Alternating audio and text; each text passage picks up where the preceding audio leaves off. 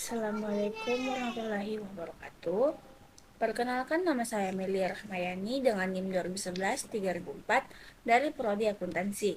Di sini saya akan menjelaskan tentang akuntansi transaksi istisna dan istisna paralel. Adapun yang pertama akan saya bahas tentang definisi dan penggunaan. Bai al istisna itu atau biasa disebut dengan istisna merupakan kontrak jual beli dalam bentuk pemesanan pembuatan barang tertentu dengan kriteria dan persyaratan tertentu yang disepakati antara pemesan dan penjual. Transaksi istisna ini memiliki kemiripan dengan transaksi salam. Dalam hal barang yang dibeli belum ada pada saat transaksi, melainkan harus dilunasi terlebih dahulu. Berbeda dengan transaksi salam yang barangnya adalah hasil pertanian. Pada transaksi istisna, barang yang diperjualbelikan ini biasanya adalah barang manufaktur. Terus, penggunaan akad istisna oleh bank syariah di Indonesia relatif masih minim. Akan tetapi, seiring dengan makin meningkatnya jenis barang yang baru dilunasi setelah adanya pesanan dari pembeli, sangat dimungkinkan akad istisna juga menjadi makin meningkat penggunaannya. Adapun tentang ketentuan syar'i, rukun transaksi, dan pengawasan syariah transaksi istisna dan istisna paralel. Yang pertama, tentang ketentuan syar'i transaksi istisna dan istisna paralel. Menurut Mazhab Hanafi, istisna ini hukumnya boleh karena hal itu telah dilakukan oleh masyarakat muslim sejak masa awal tanpa ada ulama yang mengingkarinya. Ketentuan syar'i transaksi istisna diatur dalam Fatwa DSN nomor 6 DSN MUI garing 4 tahun 2000 tentang jual beli istisna. Fatwa tersebut mengatur tentang ketentuan pembayaran dan ketentuan barang. Oleh karena itu, istisna mirip dengan transaksi salam. Maka beberapa ketentuan salam juga berlaku pada transaksi istisna. Yang kedua, tentang rukun transaksi istisna. Dalam rukun ini meliputi transaktor yang terdiri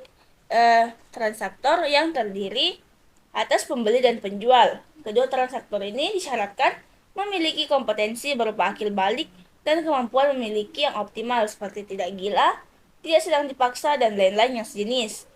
Adapun untuk transaksi dengan anak kecil dapat dilakukan dengan izin dan pantauan dari walinya. Terus terkait dengan penjual, DSN ini mengharuskan agar penjual menyerahkan barang tepat pada waktunya dengan kualitas dan jumlah yang telah disepakati.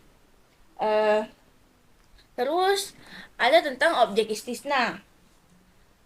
Rukun objek akad transaksi jual beli istisna ini meliputi barang yang diperjualbelikan dan harga barang tersebut. Terkait dengan harga barang istisna, DSN dalam fatwanya menyatakan bahwa ada beberapa ketentuan yang harus dipenuhi. Yang pertama, harus jelas spesifikasinya. Yang kedua, penyerahannya dapat dilakukan kemudian. Dan yang ketiga, waktu dan tempat penyerahan barang harus ditetapkan berdasarkan kesepakatan. Keempat, pembeli atau mustasni tidak boleh menjual barang sebelum menerimanya. Yang kelima, tidak boleh menukar barang kecuali dengan barang sejenis sesuai kesepakatan. Yang keenam, memerlukan proses pembuatan setelah akad disepakati. Dan yang terakhir, barang yang diserahkan harus sesuai dengan spesifikasi pemesan, bukan barang massal. Jadi terkait dengan alat pembayaran, DSN mensyaratkan bahwa alat bayar harus diketahui jumlah dan bentuknya di awal akad. Ketentuan harga barang pesanan tidak dapat berubah selama jangka waktu akad. Alat bayar itu bisa berupa uang, barang, ataupun manfaat. Pembayaran harus dilakukan sesuai kesepakatan. Pembayaran itu sendiri tidak boleh dalam bentuk pembebasan uang. Terus yang ketiga ada ijab dan kabul. Ijab dan kabul ini merupakan pernyataan dari kedua belah pihak yang berkontrak dengan cara penawaran dari penjual atau bank syariah dan penerimaan yang dinyatakan oleh pembeli atau nasabah. Pelafalan perjanjian dapat dilakukan dengan lisan, isyarat, tindakan maupun tulisan, bergantung pada praktik yang lazim di masyarakat dan menunjukkan keridahan satu pihak untuk menjual barang istisna dan pihak lain untuk membeli barang istisna. Menurut PSAK 104 paragraf 12, pada dasarnya istisna tidak dapat dibatalkan kecuali memenuhi kondisi kedua belah pihak ini setuju untuk menghentikannya.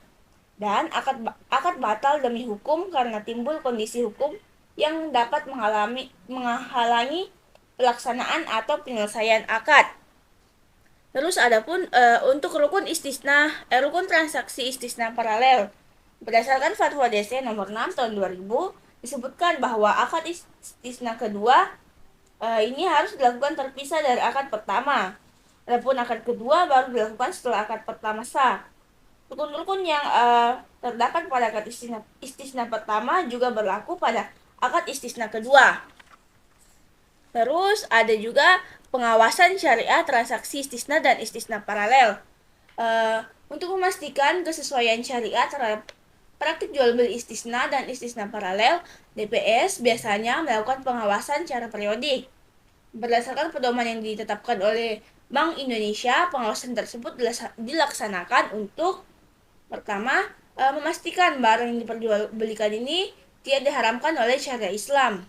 Yang kedua, meneliti apakah bank membiayai pembuatan barang yang diperlukan nasabah sesuai pesanan dan kriteria yang disepakati.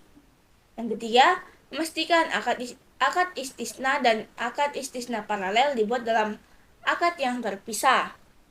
Yang keempat, memastikan bahwa akad istisna yang sudah dikerjakan sesuai kesepakatan hukumnya mengikat, artinya tidak dapat dibatalkan kecuali memenuhi kondisi antara lain kedua belah pihak setuju untuk menghentikan akad istisna dan akad istisna batal demi hukum karena timbul kondisi hukum yang dapat menghalangi pelaksanaan atau penyelesaian akad. Terus adapun untuk alur transaksi istisna dan istisna paralel. Di sini pada istisna paralel terdapat 3 pihak yang terlibat, yaitu bank, nasabah, dan pemasok. Pembiayaan dilakukan karena nasabah tidak dapat melakukan pembayaran atas tagihan pemasok selama masa periode pembangunan sehingga memerlukan jasa pembiayaan dari bank. Atas pembiayaan tersebut terhadap pembangunan barang, maka bank mendapatkan margin dari jual beli barang yang terjadi. Margin diperoleh dari selisih harga beli bank kepada pemasok dengan harga jual akhir kepada nasabah.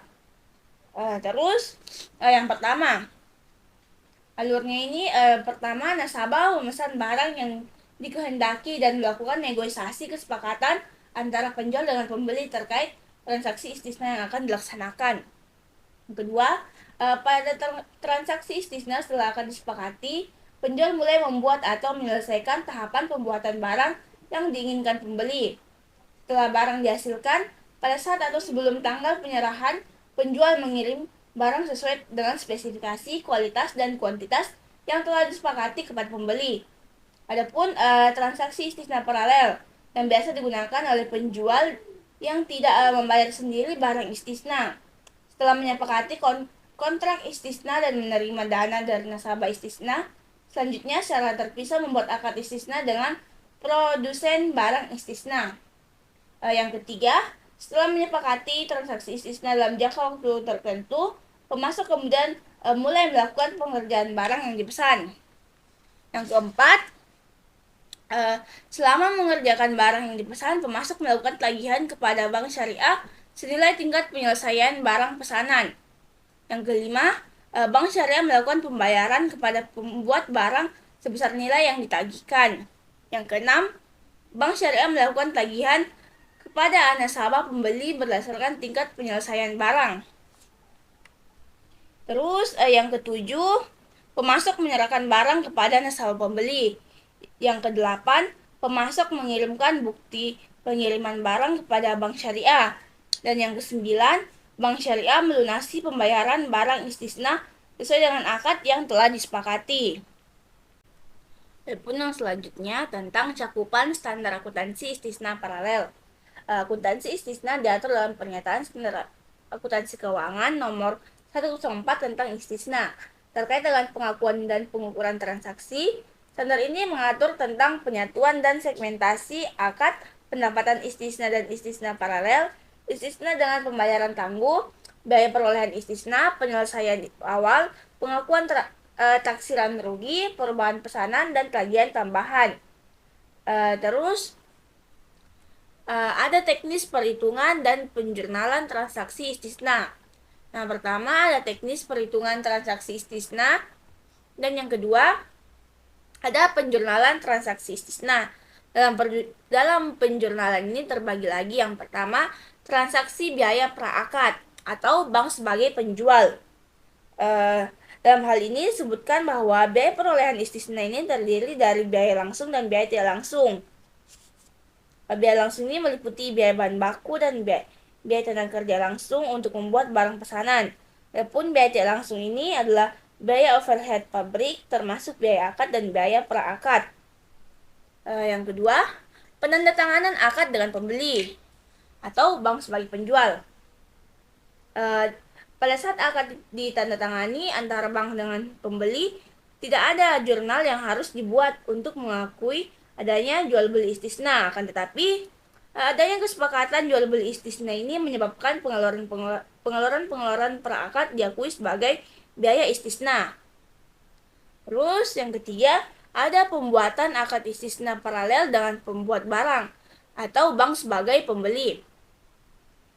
Sama halnya saat akad istisna disepakati. Pada saat akad istisna paralel disepakati dengan pembuat barang, tidak ada jurnal yang harus dibuat terkait dengan kesepakatan jual beli istisna. Barang dilakukan jika terdapat transaksi pembayaran uang kepada pembuat barang oleh bank syariah.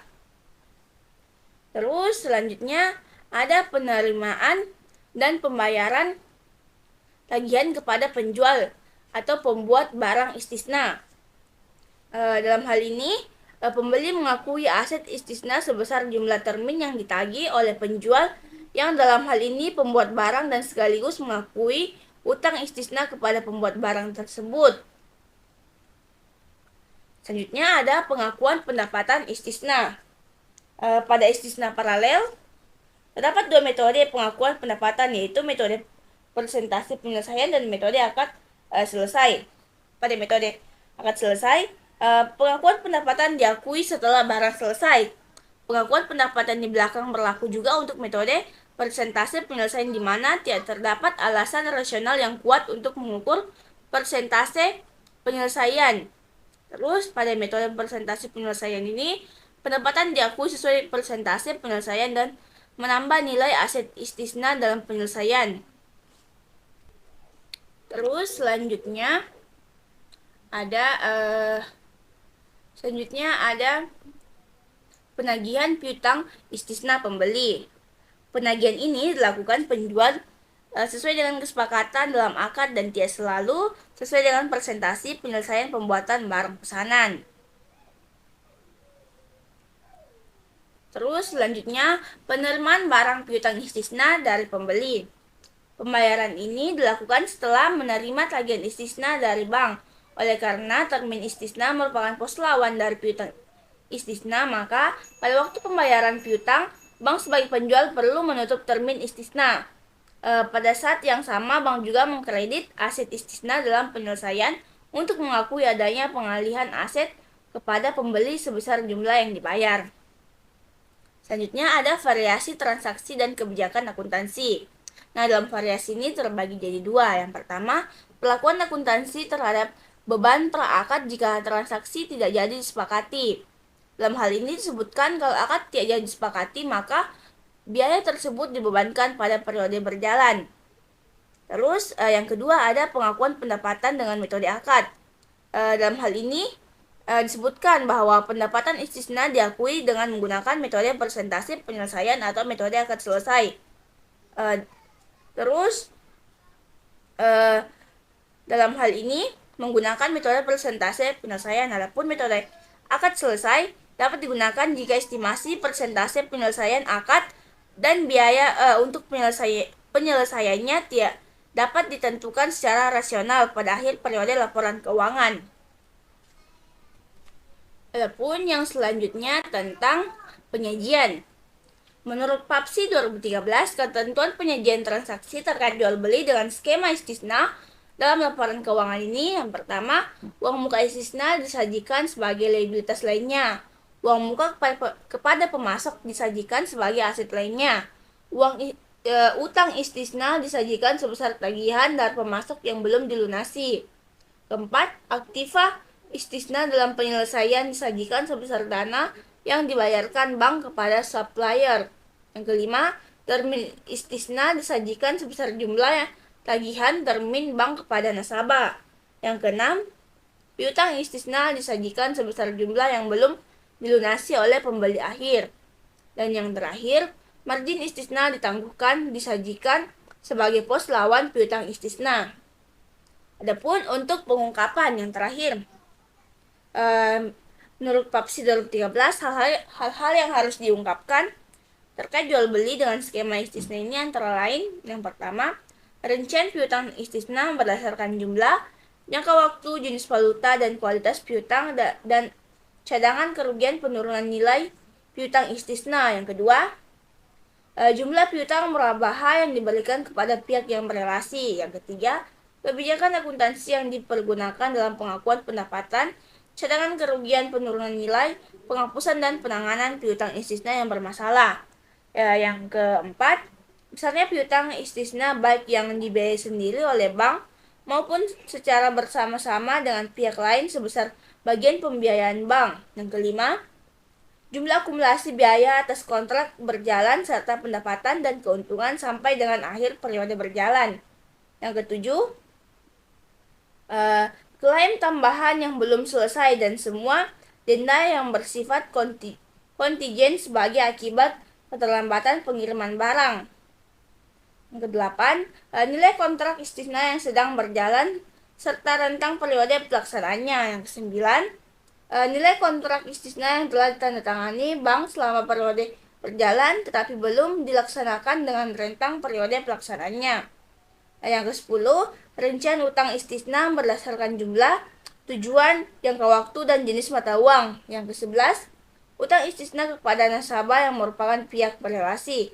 Dan yang ke-12 terakhir, jenis dan kuantitas barang pesanan. Mungkin itu saja yang dapat saya sampaikan. Kurang dan lebihnya mohon dimaafkan. Billahi fisabilil haq, fastabikul khairat. Assalamualaikum warahmatullahi wabarakatuh.